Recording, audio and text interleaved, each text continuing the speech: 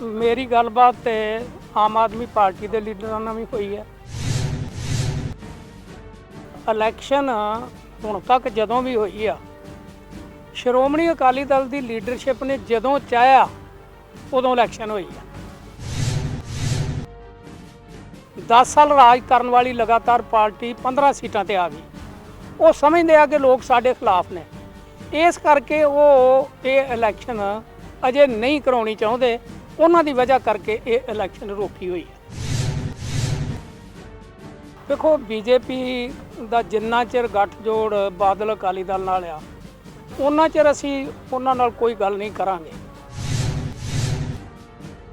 पंजाब दी सरकार चलाउणी कोई खाला जी दा वाड़ा नहीं, बहुत औखी आ।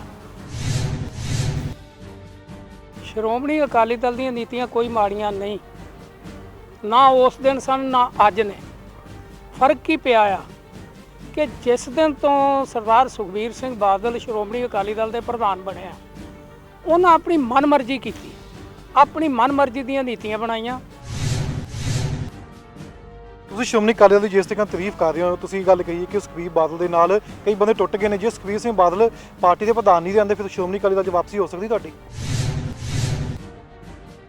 ਅਸੀਂ ਕਦੀ ਵੀ ਅਕਾਲੀ ਦਲ ਤੋਂ ਲਾਂਭੇ ਨਹੀਂ। ਅਕਾਲੀ ਜੰਮਿਆ, ਅਕਾਲੀ ਹੈਗੇ, ਅਕਾਲੀ ਮਰਨਾ। ਅਕਾਲੀ ਦਲ ਦੀ ਜਿਹੜੀ ਸੋਚ ਸੀ ਉਹਦੇ ਤੇ ਡਟ ਕੇ ਪਹਿਰਾ ਦਿੱਤਾ 3 ਪੀੜ੍ਹੀਆਂ ਤੋਂ, ਆਉਣ ਵਾਲੇ ਸਮੇਂ 'ਚ ਵੀ ਦਿਆਂਗੇ। ਅੱਜ ਵੀ ਜਿਹੜਾ ਬਾਦਲ ਦਲ ਆ ਉਹਦੇ ਵਿੱਚ ਸਾਰੇ ਬੰਦੇ ਮਾੜੇ ਨਹੀਂ, ਇਹ ਲੀਡਰਸ਼ਿਪ ਮਾੜੀ ਆ। ਇਸ ਪਰਿਵਾਰ ਨੇ ਉਹਦੇ ਤੇ ਕਬਜ਼ਾ ਕੀਤਾ ਆ। ਜੇ ਤੁਸੀਂ ਐਸਜੀਪੀਸੀ ਇਲੈਕਸ਼ਨ ਲੜਦੇ ਹੋ ਕਿ ਐਸਜੀਪੀਸੀ ਇਲੈਕਸ਼ਨ ਲੜਨ ਵਾਲੇ ਤੁਹਾਡੀ ਜਿਹੜੀ ਪਾਰਟੀ ਦੇ ਬੰਦੇ ਨੇ ਉਹ ਰਾਜਨੀਤੀ ਵਿੱਚ ਜਾਣਗੇ ਜਾਂ ਰਾਜਨੀਤੀ ਵਾਲੀ ਪਾਰਟੀ ਵਾਲੇ ਬੰਦੇ ਐਸਜੀਪੀਸੀ ਦੀ ਚੋਣਾਂ ਦੇ ਵਿੱਚ ਇੰਟਰਫੇਅਰ ਕਰਨਗੇ? ਜਿਹੜੇ ਸ਼ਰਾਬਾਂ ਪੀਂਦੇ ਆ, ਮਾੜੇ ਕਰਮ ਕਰਦੇ ਆ ਤੇ ਅੱਜ ਉਹ ਵੀ ਮੈਂਬਰ ਬਣੇ ਫਿਰਦੇ ਆ, ਇਹੋ ਜਿਹੇ ਮੈਂਬਰ ਨਹੀਂ ਬਣਾਵਾਂਗੇ। ਗੁਰਸਿੱਖ ਤੇ ਨਿਪੁੰਨ ਲੋਕ ਜਿਹੜੇ ਗੁਰਦੁਆਰਿਆਂ ਦਾ ਵਧੀਆ ਪ੍ਰਬੰਧ ਕਰ ਸਕਣ, ਐਸੇ ਮੈਂਬਰ ਲਿਆਵਾਂ। ਦੇਖੋ ਢੀਂਡਸਾ ਸਾਹਿਬ ਨੇ ਕਈ ਵਾਰੀ ਉਹਨਾਂ ਨੇ ਆਪਣੀ ਸਟੇਟਮੈਂਟ ਵਿੱਚ ਕਿਹਾ ਵਾ ਕਿ ਮੈਂ ਕਿਸੇ ਕੀਮਤ ਤੇ ਬੀਜੇਪੀ ਵਿੱਚ ਨਹੀਂ ਜਾਵਾਂਗਾ। ਜੇ ਬੀਜੇਪੀ ਸ਼੍ਰੋਮਣੀ ਅਕਾਲੀ ਦਲ ਨਾਲ ਗੱਠਜੋੜ ਤੋੜ ਦਿੰਦੀ ਹੈ, ਤੁਸੀਂ 2022 ਦੇ ਵਿੱਚ ਬੀਜੇਪੀ ਨਾਲ ਗੱਠਜੋੜ ਕਰ ਸਕਦੇ ਹੋ ਫਿਰ?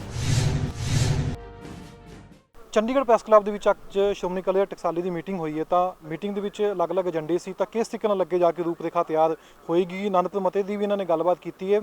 ਤਾਂ ਐਸਜੀਪੀਸੀ ਚੋਣਾਂ ਨੂੰ ਲੈ ਕੇ ਇੱਕ ਬੜਾ ਸ਼ਸ਼ੋਪਨ ਬਣਿਆ ਹੋਇਆ ਕਿ ਕਦੋਂ ਹੋਣਗੀਆਂ। ਤੇ ਪਹਿਲਾਂ ਆਪਾਂ ਇਹਨਾਂ ਦਾ ਸਵਾਲ ਜਵਾਬ ਕਰਾਂਗੇ ਕਿ ਇਲੈਕਸ਼ਨ 2022 ਅੱਗੇ ਆ ਰਹੇ ਨੇ, ਕਿਸ ਕਿਸ ਪਾਰਟੀਆਂ ਨਾਲ ਇਹ ਗੱਠਜੋੜ ਕਰਨ ਜਾ ਰਹੇ ਨੇ। ਸਿੱਖੋ ਸਾਹਿਬ, ਪਹਿਲਾਂ ਮੇਰਾ ਸਵਾਲ ਇਹੀ ਕਿ 2022 ਦੇ ਵਿੱਚ ਜਿਹੜੀਆਂ ਪਾਰਟੀਆਂ ਨਾਲ ਤੁਸੀਂ ਗੱਲਬਾਤ ਕੀਤੀ, ਆਮ ਆਦਮੀ ਪਾਰਟੀ ਹੋ ਗਈ ਜਾਂ ਬਾਕੀ ਪਾਰਟੀਆਂ ਹੋ ਗਈਆਂ, ਅਲਾਇੰਸ ਕਰਨ ਲਈ ਜ਼ਰੂਰਤ ਹੈਗੀ ਤੁਹਾਨੂੰ ਜਾਂ ਤੁਹਾਡੀ ਕੋਈ ਗੱਲਬਾਤ ਹੋ ਰਹੀ ਆਮ ਆਦਮੀ ਪਾਰਟੀ ਨਾਲ ਵੀ?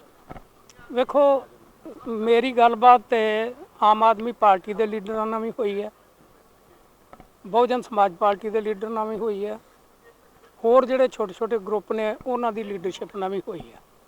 ਲੇਕਿਨ ਅਸੀਂ ਜਿਹੜੀ ਇਹਦੀ ਸ਼ੁਰੂਆਤ ਆ ਤੀਸਰਾ ਬਦਲ ਦੀ, ਉਹ ਅਸੀਂ ਸਾਰੀਆਂ ਪੰਥਕ ਧਿਰਾਂ ਨੂੰ ਇੱਕ ਪਲੇਟਫਾਰਮ ਤੇ ਇਕੱਠੇ ਕਰਕੇ ਕਰ ਰਹੇ ਹਾਂ ਕਿ ਜਿੰਨੀਆਂ ਵੀ ਪੰਥਕ ਧਿਰਾਂ ਨੇ ਉਹਨਾਂ ਨੂੰ ਪਹਿਲਾਂ ਇੱਕ ਪਲੇਟਫਾਰਮ ਤੇ ਲਿਆਈਏ। ਉਸ ਤੋਂ ਬਾਅਦ ਜਿਹੜੀਆਂ ਪੰਜਾਬ ਪੱਖੀ ਲੋਕ ਨੇ, ਜਿਹੜੇ ਪੰਜਾਬ ਨੂੰ ਬਚਾਉਣਾ ਚਾਹੁੰਦੇ ਨੇ, ਉਹਨਾਂ ਨੂੰ ਮੁੜ ਕੇ ਆਪਣੇ ਨਾਲ ਲਈਏ।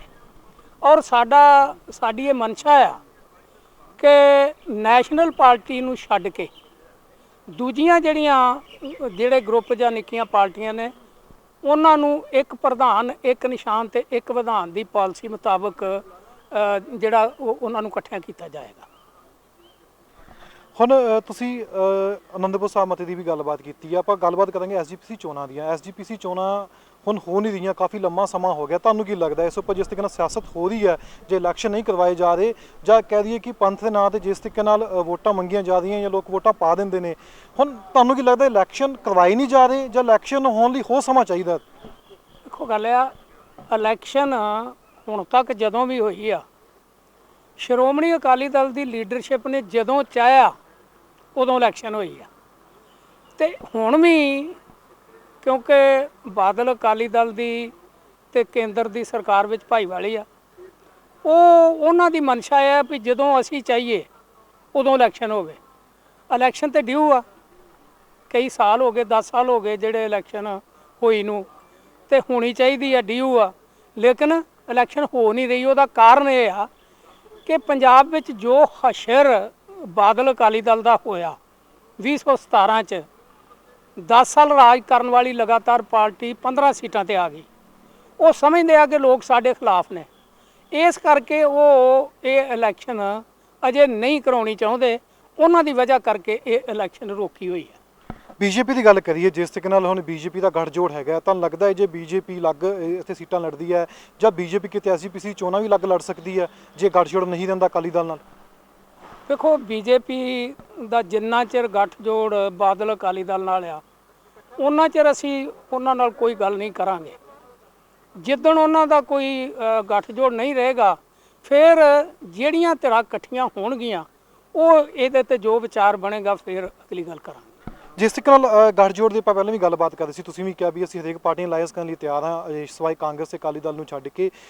ਤੁਸੀਂ ਬੀਐਸਪੀ ਦੀ ਵੀ ਗੱਲ ਕੀਤੀ ਹੈ। ਤੁਹਾਨੂੰ ਲੱਗਦਾ ਵੀ ਜਿਸ ਤਰੀਕੇ ਨਾਲ ਆਮ ਆਦਮੀ ਪਾਰਟੀ ਤੀਜੀ ਤੇ ਵਜੋਂ ਉਭਰੀ ਸੀ, ਲੋਕਾਂ ਨੇ ਕਾਫੀ ਉੱਥੇ ਹੁੰਗਾਰਾ ਵੀ ਦਿੱਤਾ ਸੀ, ਕਿਤੇ ਨਾ ਕਿਤੇ ਉਹ ਹੁਣ ਆ ਨਹੀਂ ਪਾਈ ਸੱਤਾ ਦੇ ਵਿੱਚ। ਤੁਹਾਡੇ ਕਿਸ ਤਰੀਕੇ ਨਾਲ ਲੱਗੇ ਜਾ ਕੇ ਤੁਸੀਂ ਬਲੂ ਪ੍ਰਿੰਟ ਤਿਆਰ ਕੀਤਾ, ਲੋਕਾਂ ਵਿੱਚ ਵਿਚੇ ਨੇ ਜਾ ਕੇ ਕਿਹੜੇ ਤੁਸੀਂ ਮੁੱਦਿਆਂ ਦੇ ਉੱਤੇ ਜਾ ਕੇ ਇਲੈਕਸ਼ਨ ਲੜੋਗੇ? ਵੇਖੋ, ਅੱਜ ਸਾਡਾ ਇਹ ਮੁੱਦਾ ਨਹੀਂ, ਇਸ ਕਰਕੇ ਕਿ ਇੱਕ ਤੇ ਇਲੈਕਸ਼ਨ 2022 ਨੂੰ ਆ, ਦੂਸਰਾ ਇਹ ਆ ਵੀ ਅਸੀਂ ਸਾਰੀਆਂ ਧਿਰਾਂ ਨੂੰ ਇੱਕ ਪਲੇਟਫਾਰਮ ਤੇ ਇਕੱਠਾ ਕਰਨਾ ਹੈ। ਮੇਰੀ ਵਿਚਾਰਧਾਰਾ ਹੋਰ ਹੋ ਸਕਦੀ ਆ, ਦੂਜੇ ਦਾ ਉਹਦੇ ਵਿੱਚ ਕੋਈ ਡਿਫਰੈਂਸ ਹੋ ਸਕਦਾ, ਜਾਂ ਕੋਈ ਗੱਲ ਮੇਰੇ ਦਿਮਾਗ ਵਿੱਚ ਨਹੀਂ ਆਉਂਦੀ ਦੂਜੇ ਦੇ 'ਚ ਆ ਜਾਂਦੀ ਆ। ਇਸ ਕਰਕੇ ਅੱਜ ਅਸੀਂ ਕੋਈ ਪ੍ਰੋਗਰਾਮ ਨਹੀਂ ਦਿਆਂਗੇ।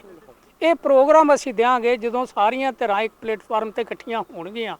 ਇੱਕ ਇੰਟੈਲੈਕਚੁਅਲਸ ਦੀ ਕਮੇਟੀ ਬਣਾਵਾਂਗੇ ਜਿਹੜੇ ਪੰਜਾਬ ਦਾ ਭਲਾ ਚਾਹੁਣ ਵਾਲੇ ਨੇ, ਜਿਨ੍ਹਾਂ ਦਾ ਪੁਰਾਣਾ ਐਕਸਪੀਰੀਅੰਸ ਹੈ। ਉਹਦੇ ਵਿੱਚ ਅਕਾਲੀ ਪੋਲੀਟੀਕਲ ਪਾਰਟੀਆਂ ਦੇ ਬੰਦੇ ਵੀ ਹੋਣਗੇ।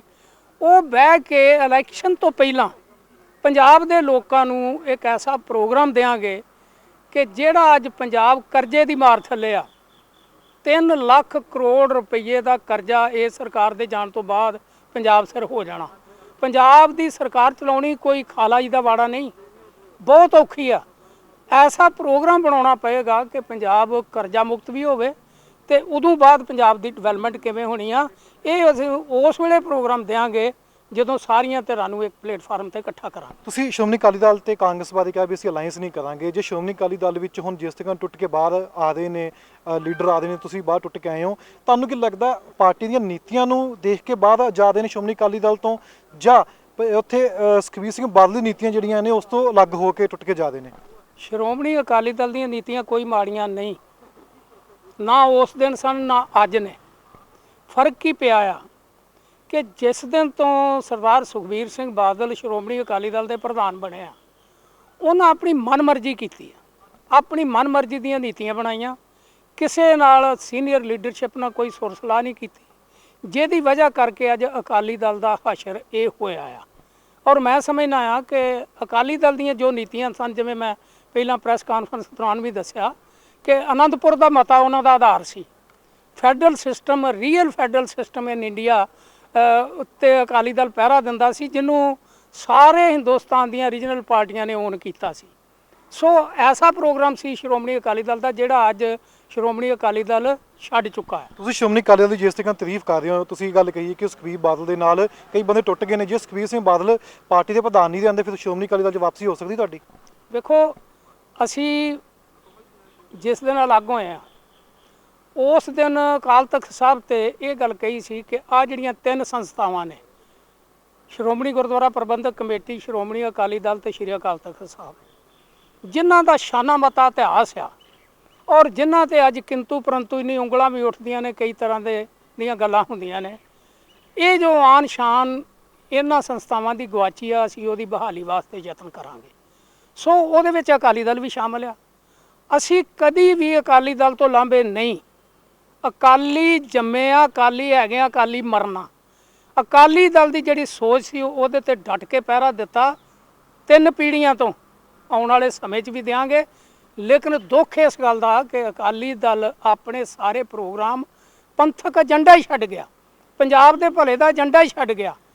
ਸਿਰਫ ਇੱਕ ਪਰਿਵਾਰ ਨੇ ਆਪਣੇ ਤੱਕ ਸੀਮਤ ਕਰ ਲਿਆ ਅਕਾਲੀ ਦਲ ਨੂੰ, ਜਿਹਦੀ ਵਜ੍ਹਾ ਕਰਕੇ ਅਸੀਂ ਅਲੱਗ ਹੋਏ। ਤੁਸੀਂ ਜਾ ਸਕਦੇ ਹੋ ਸੁਖਬੀਰ ਸਿੰਘ ਬਾਦਲ ਪਾਰਟੀ ਦੇ ਪ੍ਰਧਾਨ ਨਾ ਹੋਣ ਜਾਂ ਬਾਹਰ ਹੋ ਜਾਂਦੇ ਨੇ ਫਿਰ ਅਕਾਲੀ ਦਲ ਚਲੇ ਜਾਓਗੇ? ਜਦੋਂ ਇਹ ਜੀ ਕੋਈ ਨੌਬਤ ਆਊਗੀ, ਅਸੀਂ ਜਿੰਨੇ ਸਾਥੀ ਆ ਉਹ ਬਹਿ ਕੇ ਸਲਾਹ ਕਰਾਂਗੇ।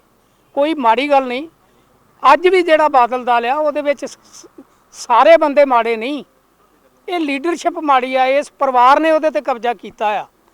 ਜੇ ਉਹ ਅੱਛੇ ਬੰਦੇ ਜਿਹੜੇ ਨੇ ਚਾਹਣਗੇ ਕਿ ਸਾਰਾ ਪੰਥਕ ਏਕਤਾ ਹੋਣੀ ਚਾਹੀਦੀ ਆ, ਜ਼ਰੂਰ ਉਹਦੇ ਤੇ ਵਿਚਾਰ ਕਰਾਂਗੇ। ਜੇ ਬੀਜੇਪੀ ਸ਼੍ਰੋਮਣੀ ਅਕਾਲੀ ਦਲ ਨਾਲ ਗੱਠਜੋੜ ਤੋੜ ਦਿੰਦੀ ਹੈ, ਤੁਸੀਂ 2022 ਦੇ ਵਿੱਚ ਬੀਜੇਪੀ ਨਾਲ ਗੱਠਜੋੜ ਕਰ ਸਕਦੇ ਹੋ ਫਿਰ ਉਸ ਵੇਲੇ ਵੇਖਾਂਗੇ। ਇਹ ਤੇ ਅਜੇ ਸਮੇਂ ਤੋਂ ਪਹਿਲਾਂ ਦੀ ਗੱਲ ਆ, ਜਿੱਦਣ ਉਹ ਤੋੜਨਗੇ ਫਿਰ ਅਗਲੀ ਗੱਲ ਸੋਚਾਂਗੇ। ਜੇ ਤੁਸੀਂ ਐਸਜੀਪੀਸੀ ਇਲੈਕਸ਼ਨ ਲੜਦੇ ਹੋ, ਕਿ ਐਸਜੀਪੀਸੀ ਇਲੈਕਸ਼ਨ ਲੜਨ ਵਾਲੇ ਤੁਹਾਡੀ ਜਿਹੜੀ ਪਾਰਟੀ ਦੇ ਬੰਦੇ ਨੇ ਉਹ ਰਾਜਨੀਤੀ ਵਿੱਚ ਜਾਣਗੇ, ਜਾਂ ਰਾਜਨੀਤੀ ਵਾਲੀ ਪਾਰਟੀ ਵਾਲੇ ਬੰਦੇ ਐਸਜੀਪੀਸੀ ਦੀ ਚੋਣਾਂ ਦੇ ਵਿੱਚ ਇੰਟਰਫੇਅਰ ਕਰਨਗੇ? ਕਿਸੇ ਕੀਮਤ ਤੇ ਨਹੀਂ।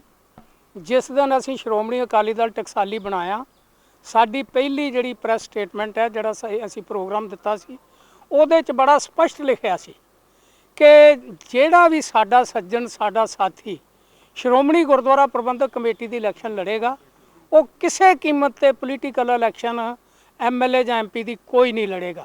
ਤੇ ਜਿਹੜਾ ਐਮਐਲਏ ਐਮਪੀ ਦੀ ਲੜੇਗਾ ਉਹ ਸ਼੍ਰੋਮਣੀ ਗੁਰਦੁਆਰਾ ਪ੍ਰਬੰਧਕ ਕਮੇਟੀ ਵਾਲੇ ਪਾਸੇ ਨਹੀਂ ਜਾਏਗਾ। ਬਿਲਕੁਲ ਲਕੀਰ ਖਿੱਚ ਕੇ ਉਧਰ ਨਰੋਲ ਸ਼੍ਰੋਮਣੀ ਕਮੇਟੀ 'ਚ ਉਹ ਲੋਕ ਲਿਆਵਾਂਗੇ ਜਿਹੜੇ ਧਾਰਮਿਕ ਬਿਰਤੀ ਦੇ ਲੋਕ ਨੇ, ਜਿਹੜੇ ਗੁਰਦੁਆਰਿਆਂ ਦੇ ਪ੍ਰਬੰਧ ਅੱਛੀ ਤਰ੍ਹਾਂ ਕਰ ਸਕਦੇ ਆ, ਜਿਹੜੇ ਆਪ ਮਰਿਆਦਾ ਵਿੱਚ ਨੇ ਤੇ ਮਰਿਆਦਾ ਨੂੰ ਬਹਾਰ ਰੱਖਣ ਵਾਲੇ ਨੇ। ਉਹ ਲੋਕ ਨਹੀਂ ਜਿਹੜੇ ਸ਼ਰਾਬਾਂ ਪੀਂਦੇ ਆ, ਮਾੜੇ ਕਰਮ ਕਰਦੇ ਆ ਤੇ ਅੱਜ ਉਹ ਵੀ ਮੈਂਬਰ ਬਣੇ ਫਿਰਦੇ ਆ। ਇਹੋ ਜਿਹੇ ਮੈਂਬਰ ਨਹੀਂ ਬਣਾਵਾਂਗੇ। ਗੁਰਸਿੱਖ ਤੇ ਨਿਪੁੰਨ ਲੋਕ ਜਿਹੜੇ ਗੁਰਦੁਆਰਿਆਂ ਦਾ ਵਧੀਆ ਪ੍ਰਬੰਧ ਕਰ ਸਕਣ, ਐਸੇ ਮੈਂਬਰ ਲਿਆਵਾਂਗੇ। ਮੇਰੇ ਇੱਕ ਆਖਰੀ ਸਵਾਲ ਇਹੀ ਹੈ ਕਿ ਜਿਸ ਤਰੀਕੇ ਨਾਲ ਜਥੇਦਾਰ ਸਾਹਿਬ ਦੇ ਬਿਆਨ ਆਉਂਦੇ ਨੇ ਅਕਾਲ ਤਖਤ ਸਾਹਿਬ ਤੋਂ, ਤੁਹਾਨੂੰ ਲੱਗਦਾ ਹੈ ਕਿ ਉਹ ਸਿਆਸਤ ਹੇਠਾਂ ਬਿਆਨ ਹੁੰਦੇ ਨੇ, ਜਾਂ ਸਿਆਸਤ ਉਹਨਾਂ ਨੂੰ ਕਹਿਣ ਤੇ ਬਿਆਨ ਦਿੰਦੇ ਨੇ, ਜਾਂ ਉਹਨਾਂ ਦੇ ਆਪਣੇ ਬਿਆਨ ਨੇ, ਜੇ ਉਹਨਾਂ ਨੇ ਆਪਣੇ ਬਿਆਨ ਦਿੱਤਾ, ਫਿਰ ਤੁਹਾਨੂੰ ਕੀ ਲੱਗਦਾ ਕਿ ਸਿੱਖਾਂ ਦੇ ਵਿੱਚ ਕੀ ਸੰਦੇਸ਼ ਗਿਆ ਖਾਲਿਸਤਾਨ ਨੂੰ ਲੈ ਕੇ? ਵੇਖੋ, ਮੈਂ ਸਮਝਦਾ ਆ ਕਿ ਅਕਾਲ ਤਖਤ ਸਾਹਿਬ ਦੀ ਪਦਵੀ ਸਾਡੇ 'ਚ ਉਸ ਤਰ੍ਹਾਂ ਆ ਜਿਵੇਂ ਹਿੰਦੁਸਤਾਨ ਦੇ ਲੋਕਾਂ ਵਾਸਤੇ ਸੁਪਰੀਮ ਕੋਰਟ ਹੈ। ਅਕਾਲ ਤਖਤ ਸਾਹਿਬ ਦੇ ਜਥੇਦਾਰ ਨੂੰ ਕੋਈ ਵੀ ਗੱਲ ਕਰਨ ਤੋਂ ਪਹਿਲਾਂ ਇਸ ਗੱਲ ਨੂੰ ਜ਼ਰੂਰ ਵਿਚਾਰਨਾ ਚਾਹੀਦਾ ਹੈ ਕਿ ਮੇਰੇ ਮੂੰਹ ਵਿੱਚੋਂ ਨਿਕਲੀ ਹੋਈ ਗੱਲ ਸਾਰੇ ਸਿੱਖ ਕੌਮ ਵੱਲੋਂ ਤੇ ਨੂੰ ਸੰਦੇਸ਼ ਆ। ਸੋ ਉਹਨਾਂ ਨੇ ਜੋ ਕੁਝ ਵੀ ਕਿਹਾ, ਹੁਣ ਉਹਦੇ ਤੋਂ ਉਹ ਪਿੱਛੇ ਹਟ ਗਏ।